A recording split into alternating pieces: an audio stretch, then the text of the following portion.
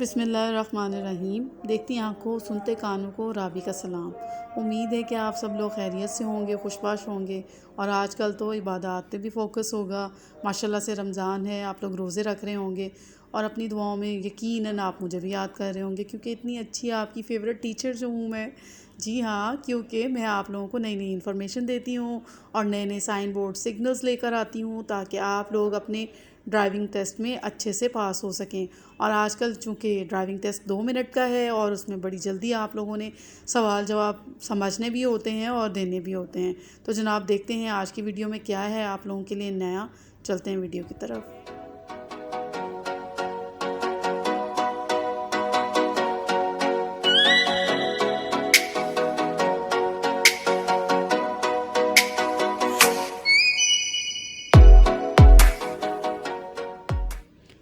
جی جناب، ہمارا سوال ہے موٹر سائیکل چلانے کے لیے ہیلمٹ کیوں ضروری ہے؟ جناب پہلے تو آپ کو یہ پتہ ہونا چاہیے کہ جب بھی آپ جس قسم کی سواری کو استعمال کر رہے ہیں تو اس کے جو ضروری ایکوپمنٹس ہیں وہ آپ نے ضرور پہننے ہیں، وہ آپ نے ضرور استعمال کرنے ہیں، کیونکہ وہ دیکھنے کے لیے ڈیکوریشن کے لیے نہیں رکھے ہوئے ہوتے ہیں، وہ آپ لوگوں کے استعمال کے لیے ہوتے ہیں۔ تو موٹر سائیکل چلانے کے لیے ہیلمٹ کیوں ضروری ہے؟ سب سے پہلے تو ہم ہنٹس دیکھتے ہیں، لیکن آپ لوگ بھی کمنٹ باکس میں فٹافٹ پہنچ جائیں۔ چالان سے بچنے کے لیے نمبر 1 پہ ہے، نمبر 2 پہ ہے ایکسیڈنٹ سے بچنے کے لیے، اور نمبر 3 پر ہے 1 اور 2 دونوں۔ جی جناب، ہم لوگ تو چالان سے بچنے کے لیے کریں گے، کیونکہ آج کل آپ نے دیکھا ہے ایک ویڈیو وائرل ہوئی ہے ماسک پہننے کے بارے میں، تو وہی حال ہمارا ہے کہ جب تک فائن نہیں ہوتا نا تب تک ہم کسی چیز کو استعمال نہیں کرتے۔ جی، تو جناب ہمارا جواب یہ ہے کہ ایکسیڈنٹ سے بچنے کے لیے۔ آپ کو پتہ ہے کہ جو بائک رائڈنگ ہے یہ بڑی ڈینجرس قسم کی چیز ہوتی ہے۔ آپ لوگوں نے اپنا بیلنس بھی کرنا ہے اور بائک کو بھی اپنے کنٹرول میں رکھنا ہوتا ہے، اس لیے آپ نے ہیلمٹ جو ہے وہ ضرور پہننا ہے تاکہ ایکسیڈنٹ میں آپ کو چوٹ نہ لگے۔ جی نیکسٹ کوسٹن ہے ہمارا، لائن لین سسٹم میں آگے والی گاڑی کو اوورٹیک کیسے کیا جاتا ہے؟ اوورٹیکنگ جو ہے اس کے اوپر میں نے ایک مکمل ڈیٹیلڈ ویڈیو بنائی ہوئی ہے، آپ لوگ اس کو دیکھ لیجئے گا رابی رائٹ وے میں، اور آپ کو پتہ ہونا چاہیے کہ اوورٹیک کیسے کیا جاتا ہے، اس کے رولز ریگولیشنز کیا ہیں۔ اگر آپ کو وہ پتہ ہوں گے تو پھر آپ کو اس سوال کا جواب بالکل آتا ہوگا۔ جی جناب، تو یہ رہے ہمارے ہنٹس۔ ہم اپنے ہنٹس دیکھ لیتے ہیں۔ انڈیکیٹر کا استعمال کر کے، ہارن بجا کر، 1 اور 2 دونوں، یعنی کہ ہارن بجانا بھی کیا پتہ ضروری ہو، کیا پتہ انڈیکیٹرز کا استعمال کرنا ضروری ہو۔ تو یہ آپ لوگ جب اوورٹیکنگ کے رولز ریگولیشنز کے بارے میں جانیں گے، جب سب آپ کو پتہ ہوگا تو آپ اس سوال کا جواب بڑے اچھے سے دے سکیں گے، اور یہ عموماً لوگوں کو اس سوال کا جواب آتا ہوگا، کیونکہ اوورٹیکنگ تو ہم ہر صورت کرتے ہی کرتے ہیں۔ تو جناب یہ رہا ہمارا جواب۔ اس میں یہ ہے کہ انڈیکیٹرز کا استعمال کر کے ہم لوگ جو ہیں اوورٹیکنگ کر سکتے ہیں۔ تو انڈیکیٹرز کا استعمال آپ کو پتہ ہے ویسے ہی بڑا امپورٹنٹ ہے، گاڑی چلاتے ہوئے، بائک رائڈنگ کرتے ہوئے، کچھ بھی اگر آپ ڈرائیو کر رہے ہیں تو انڈیکیٹرز کا استعمال پراپر طریقے سے اور پراپر ٹائم پہ کریں۔ تو نیکسٹ کوسٹن ہے، لازمی اشارے کس شکل کے ہوتے ہیں؟ جی، جب آپ کو سائن سگنلز کے بارے میں پتہ ہی نہیں ہوگا تو آپ کو کیسے پتہ ہوگا کہ وہ کون سی شکل میں ہوں گے؟ تو جناب یہ بہت زیادہ امپورٹنٹ چیز ہے۔ یہ سوال تو بہت ہی ایزی ہے، بہت ہی ایزی ہے، بچوں جیسا لگ رہا ہے، لیکن آپ کو یہ پتہ ہونا چاہیے کہ جو سائن بورڈ سگنلز ہیں وہ کون کون سی شکل کے ہوتے ہیں اور وہ کون کون سی چیزوں کو انڈیکیٹ کرتے ہیں۔ اگر آپ یہ جاننا چاہتے ہیں تو آپ مجھے کمنٹ کیجئے گا، میں آپ کو ڈیٹیل میں وہ بھی بتا دوں گی۔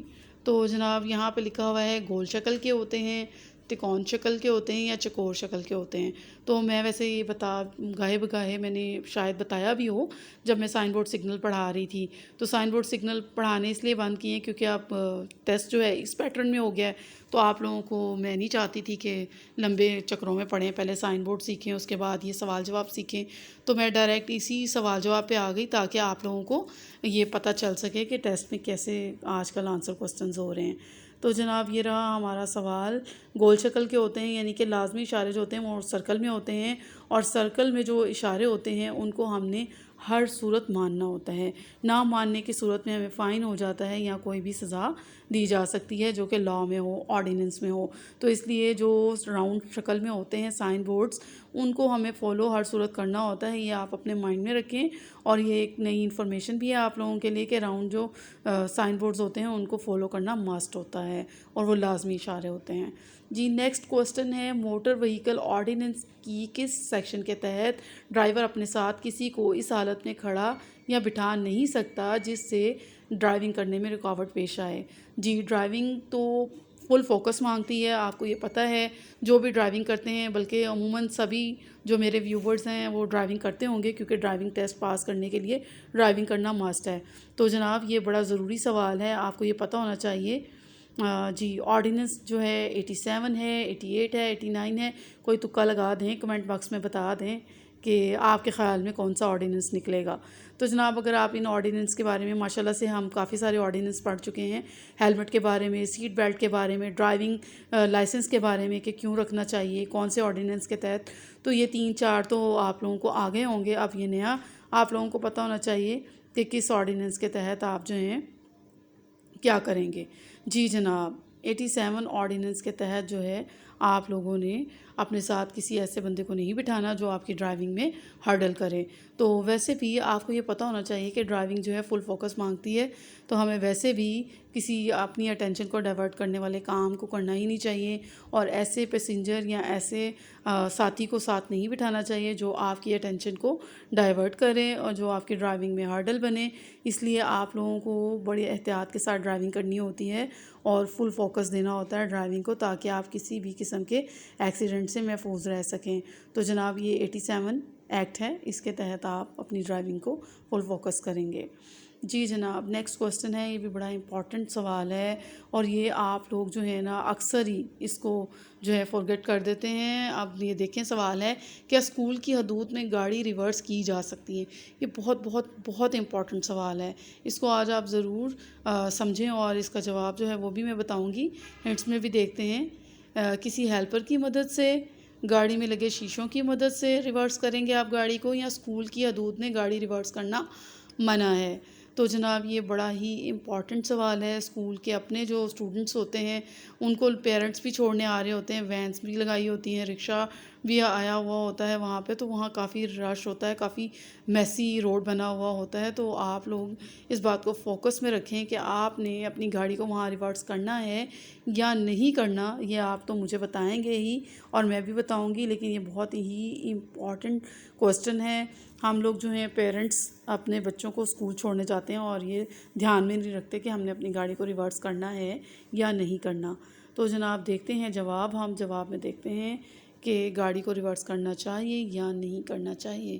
جی اسکول کی حدود میں گاڑی کو ریورس کرنا منع ہے, ممنوع ہے, یعنی کہ بالکل بھی آپ اگر بچے کو چھوڑنے جا رہے ہیں ایک طرف سے جائیں اور دوسری طرف سے واپس آئیں, یعنی کہ گاڑی کو ریورس کرنے کی کوشش مت کریں, کیونکہ آپ کے پیچھے بھی بہت ساری گاڑیاں ہوتی ہیں, بہت سارے اسٹوڈنٹس کو پیرنٹس چھوڑنے آتے ہیں, یا وینس والے جو ہوتے ہیں وہ چھوڑنے آ رہے ہوتے ہیں, یا پھر رکشہ ڈرائیورز ہوتے ہیں, یا ٹیکسیز وغیرہ کی مدد سے بھی بچوں کو اسکولوں میں بھیجا جاتا ہے.